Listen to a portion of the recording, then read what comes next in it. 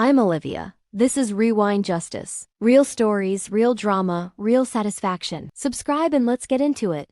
The day I graduated high school, my parents drove me to Union Station in silence. The kind of silence that feels like static, where every breath is too loud. My diploma was still in its leather folder on my lap. The tassels swayed with every turn. Mom pulled up to the drop-off zone. Dad got out, opened the trunk, and set my duffel bag on the curb. Inside, 4 t-shirts, 2 pairs of jeans, some underwear, my toothbrush. Everything I owned that mattered fit in one bag. Here. Mom handed me an envelope through the window. Her expression was blank, practiced, like she'd been rehearsing this moment for weeks. I opened it. $75. 3 20s, a 10, and a 5. What is this? My voice sounded strange. Distant. You're 18 now, Dad said, hands in his pockets. You're on your own now. On my own? I don't have anywhere to go. Mom's fingers drummed the steering wheel. You'll figure it out. You always do. What about college? You said, your brother needs our help more. Dad cut in. His tuition at State went up. His apartment costs more than we thought. We can't afford 2 of you. My brother Marcus, 20 years old. Still living off them completely. They'd bought a car last year, a new one. Paid his insurance, his rent, his meal plan, his textbooks, everything. I'd worked at Target since sophomore year. Saved every paycheck. Applied for scholarships. Got into 3 universities. All with partial aid. Not enough. I'd asked for help. Just a cosign on a loan. Something. We already discussed this, Mom said, not looking at me. Marcus is struggling. He needs support. You're more capable. More independent. I'm capable because you made me be. Dad checked his watch. We need to go. Dinner reservation at 6. Wait. I reached for the door handle. Just wait. Can we talk about this? There's nothing to talk about, Mom said. The window rolled up. 3 inches of glass between us. She mouthed something. Maybe, good luck, maybe goodbye. The car pulled away. I stood there on the curb holding $75 in a duffel bag while travelers rushed past me. The June heat pressed down like a weight. The station smelled like exhaust and roasted nuts from a vendor cart. Pigeons pecked at cigarette butts near a trash can. A security guard looked at me. You okay, kid? I wasn't. But I nodded anyway. I bought a ticket to Denver with $53. That left me with $22, a duffel bag, and no plan beyond getting as far away as possible. The train ride took 15 hours. I watched the landscape change through dirty windows. Flat plains. Distant mountains. Small towns with grain elevators and water towers. Each mile felt like escape and terror in equal measure. Marcus got everything. Always had. When he made JV basketball freshman year, they threw him a party. When I made varsity soccer, they missed the games. When he got a B on a history test, they celebrated. When I brought home straight A's, they said, that's expected of you. His graduation 2 years ago had 200 guests. Catered Mexican food. A DJ. They rented a party bus. Gave him a Rolex. Actual gold. $5,000 worth of watch for a kid who'd never held a job. My graduation this morning, they sat in the bleachers on their phones. Left before my name was called. No party, no celebration. Just a ride to the train station and $75. The train pulled into Denver at 11 p.m. The station was smaller than I expected. Quieter. I walked outside into cool mountain air and realized I had no idea what to do next. I found a motel 6 blocks away. Neon sign buzzing. Vacancy, in red letters. The clerk was watching a baseball game on a tiny TV behind the counter. How much for a night? $45. He didn't look away from the screen. I paid. Got a key. Room 112. First floor, far end. The room smelled like cigarettes and industrial cleaner. Brown carpet, beige walls. A bed that sagged in the middle. A TV bolted to a dresser. A bathroom with rust stains around the faucet. I sat on the bed and opened my duffel. Pulled out the diploma. Looked at my name in careful calligraphy. The school seal. The date. I didn't cry. I was too empty for tears, too shocked. Too something without a name. I had $22 left. Enough for maybe half a meal tomorrow. Then nothing. I lay down fully clothed and stared at the ceiling. A water stain shaped like a map of something. Brazil maybe. Or a lung. The air conditioner rattled and hummed. Voices murmured through the wall. A couple arguing. A TV playing a laugh track. I thought about calling them. Begging. Apologizing for whatever I'd done wrong. But I hadn't done anything wrong. That was the thing. I'd done everything right. Perfect grades. No trouble. Worked. Saved. Applied myself. It didn't matter. Marcus was the favorite. I was the spare. The backup. The one they could throw away without guilt because I'd figure it out. By morning, I'd made a decision. I wouldn't call. Wouldn't beg. Wouldn't give them the satisfaction of knowing they'd broken me. I'd survive. I'd build something. And I'd never need them again. I walked 12 blocks to a diner with a help wanted sign in the window. The owner was a woman in her 50s with gray streaked through her black hair and laugh lines around her eyes. Her name tag said Carmen. You have experience? She asked, wiping down the counter. No, but I'm reliable. I'll work any shift. I learn fast. She studied me. Saw the duffel bag by my feet. Saw something in my face. You eat today? Not yet. Sit. She pointed to a stool. I'll make you something. She brought me eggs, bacon, toast, hash browns, coffee, orange juice. I tried to pay with my last $22. She waved it away. Consider it an advance.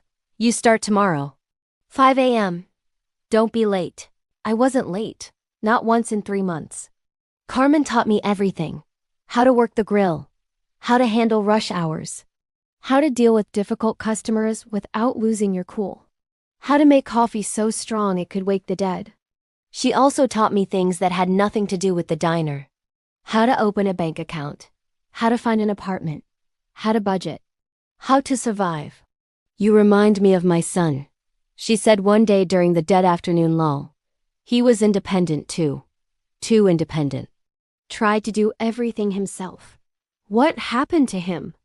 Afghanistan. I did. 10 years ago now. Her voice stayed steady, but her hand trembled slightly as she poured coffee. He was 23. I'm sorry. Me too. She looked at me. Don't try to do everything alone, okay? Accepting help isn't weakness. That night, she introduced me to her friend Hector. He owned a metal fabrication shop 2 miles from the diner. Needed someone to watch the place at night, help with basic tasks. You know anything about metalwork? Hector asked. He was probably 65, with arms like tree trunks and hands scarred from decades of welding. Nothing. Good. Means I won't have to undo bad teaching. He showed me around the shop.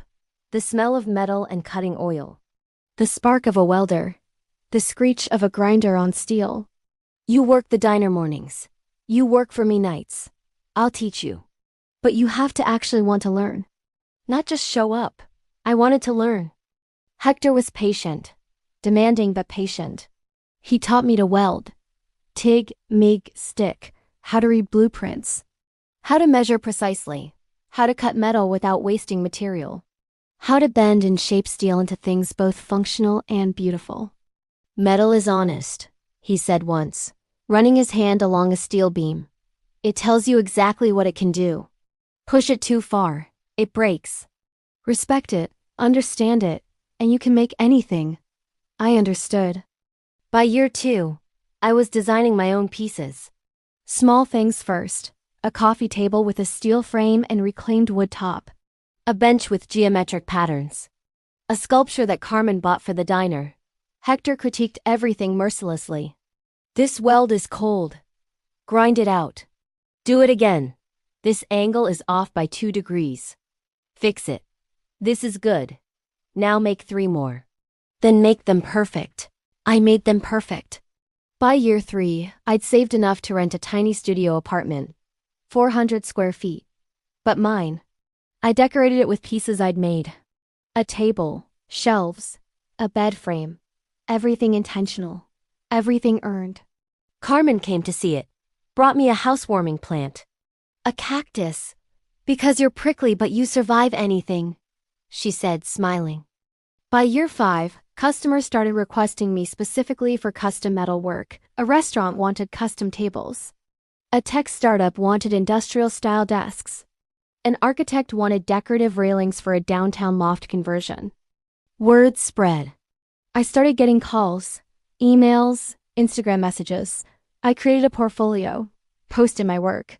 Time-lapse videos of the fabrication process. The algorithm picked up something. A video of me welding a spiral staircase railing hit 100,000 views, then 500,000, then 1,000,000. Companies reached out. Interior designers, architects, high-end furniture stores. A hotel chain wanted custom pieces for 30 locations. A gallery in San Francisco wanted to feature my work. I said yes to everything I could handle. By year 7, I'd hired 3 employees. Moved to a bigger shop. 5,000 square feet. Loading dock. Overhead crane. Industrial equipment. I was making more in a month than my parents made in 6 months. Hector retired at 70. Sold me his shop equipment at a fraction of its value. You earned this, he said. Keep making beautiful things. Carmen started slowing down. Hip problems. Arthritis. I offered to buy the diner. She cried. Actually cried. You do that? You saved my life. This is the least I can do. By year 10, I owned Carmen's Diner and operated CM Metalworks. 2 businesses. 15 employees total. 6-figure income. I drove a restored 1969 Mustang I'd rebuilt myself. Owned my apartment building. Had investments. Savings. Security. A documentary filmmaker reached out. She was doing a series on entrepreneurs who built businesses from nothing. From Nothing to Something was the working title. My story fit. The filming took 4 months. They captured everything. The early morning routine at the diner. The fabrication process at the shop. Client consultations. Installations. An interview where I talked about being abandoned. At a train station with $75. Do you have contact with your family? The filmmaker asked. No. Do you ever want to? I thought about that. Really thought. I used to want them to see me. To acknowledge what I'd built. To say they were wrong. But I don't anymore. Their approval doesn't mean anything to me now. The documentary premiered at Tribeca Film Festival. Won an audience award. Got distribution on a major streaming platform. My segment went viral. 5 million views in 2 weeks. Business exploded. I had to hire 10 more people. Expanded the shop again. Opened a showroom. Started wholesaling to furniture stores nationwide. By year 12, I was a millionaire. On paper. In reality. Net worth just over $2 million between the businesses, real estate, and investments. By year 15, I had everything I'd ever wanted. Success, security, respect, a chosen family in Carmen and Hector and my employees. A life I'd built entirely myself. That spring, I got a Facebook notification. My parents' 40th anniversary party. Public event. I hadn't thought about them in years. Hadn't checked family social media. Hadn't reached out. Hadn't cared to. But there it was, May 20th, the Riverside Event Center. 6 p.m. Help us celebrate. I scrolled through the event page. Saw photos of them. Mom looked older. More tired. Dad had gone completely gray. Marcus was in several photos. Still living with them. From what I could see. 33 years old and still dependent. My first instinct was to ignore it. What did I care about their anniversary? But something shifted in my thinking. Not revenge. Not even satisfaction. Just curiosity. I wanted to see them. Not to ask for anything. Not to demand an apology. Just to stand in front of them as the person I become and feel nothing. I booked a limo service. Black Lincoln.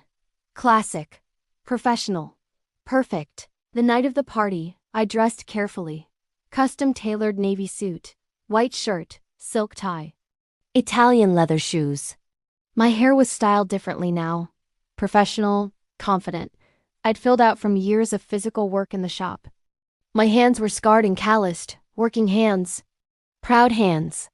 The limo pulled up to the event center at 6:45, late enough that everyone would already be there. Early enough that the party would still be going. The driver opened my door. I stepped out. The event center had floor-to-ceiling windows. I could see people inside. Maybe 100 guests. String lights. Decorations. A banner. Happy 40th anniversary. I walked in. The lobby was elegant. Marble floors. Crystal chandeliers. A table with a guest book and a photo collage of my parents through the years. Their wedding, vacations, Marcus's graduation, Marcus's birthday parties. Marcus. I wasn't in any of the photos. I signed the guest book. Ethan Matthews in careful handwriting. A hostess approached. Young, early 20s. Can I help you? I'm here for the Matthews anniversary. Of course. Name? Ethan Matthews. She checked her tablet, frowned. I don't see you on the list. I'm their son. Her eyes widened. Oh, I'm so sorry. Please go right in. The main room was beautiful. High ceilings. Round tables with white tablecloths. A dance floor. A bar. A buffet. People clustered in groups, talking and laughing. I saw my parents immediately. They were at the head table. Mom in a blue dress. Dad in a tux. Marcus beside them with a woman I didn't recognize. Probably his latest girlfriend. I walked toward them. Conversation stopped in waves. People I vaguely recognized from childhood looked at me with confused expressions. Who was this man in an expensive suit? I reached their table. Stood there, waiting. My mother looked up. Smiled politely, the smile you give a stranger. Hello. Are you a friend of Marcus's? Something cracked in my chest. Not heartbreak, just disbelief. No, I said calmly. I'm Ethan. Silence. Complete silence. The entire room seemed to pause. My father's champagne glass stopped halfway to his lips. My mother's smile froze. Marcus's eyes went wide. Ethan? Mom's voice was barely a whisper. Your son. The one you left at a train station 15 years ago. Dad stood abruptly. His chair scraped loud against the floor. What are you doing here? You sent me an invitation. Facebook. Public event. You look so double quotes. Mom trailed off, staring. Different? I finished. 15 years will do that. Marcus finally found his voice. Is that a limo outside? It is. You you did okay then? Dad asked, confused. Better than okay. I looked around the room. All eyes on us. I own 2 businesses, a metal fabrication shop and a diner. I have 25 employees. I was featured in a documentary that's been viewed over 5 million times. I'm here because I wanted to see if I'd feel anything. Mom's hand trembled as she set down her wine glass. Feel anything? Anger. Hurt. Something, but I don't. You're just people I used to know. That's cruel, she whispered. What's cruel is leaving your 18-year-old son at a train station with $75 and driving away to make a dinner reservation. The room erupted in whispers. Marcus looked like he wanted to disappear. Dad's face went red. We thought you'd manage, Dad said defensively. You were always so capable. I was capable because I had to be. Because you gave me no choice. An older woman approached. Aunt Linda, my mother's sister. Ethan, is that really you? It is. Oh my God. I saw the documentary. That was you. The metal artist from Denver? That was me. She turned to my mother. You never told us he was doing so well. We had no idea. Mom's face went pale. We lost touch. Lost touch, I repeated. Interesting way to phrase abandonment. Marcus stood now. Look, man, we didn't know it was that bad. You never called. You never gave me a reason to. We're still family, he insisted. I laughed. Couldn't help it. Family, you got the car, the apartment, the tuition paid. The insurance. The meal plan. Everything. I got $75 and told to figure it out. Dad said you were more independent, Marcus said weakly. Did he also tell you I slept in a $40 motel room? That I worked 16-hour days? That I learned everything from strangers who showed me more kindness in a week than you showed me in 18 years? Dad stepped forward.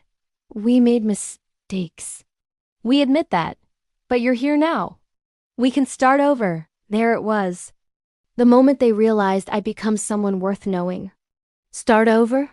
I kept my voice calm. Even. 15 years ago, I needed parents. I needed support. I needed someone to believe I was worth something. You decided I wasn't. I've spent every day since then proving to myself that I was. We always believed in you, Mom said, tears forming. No, you didn't. You believed I'd survive without you. That's not the same thing. The room was completely silent now. 100 people watching our family implode. Uncle Rob pushed through the crowd. Ethan! Jesus, kid. I saw your work at the Magnolia Hotel, those railings. Incredible. Thank you. You taking new clients?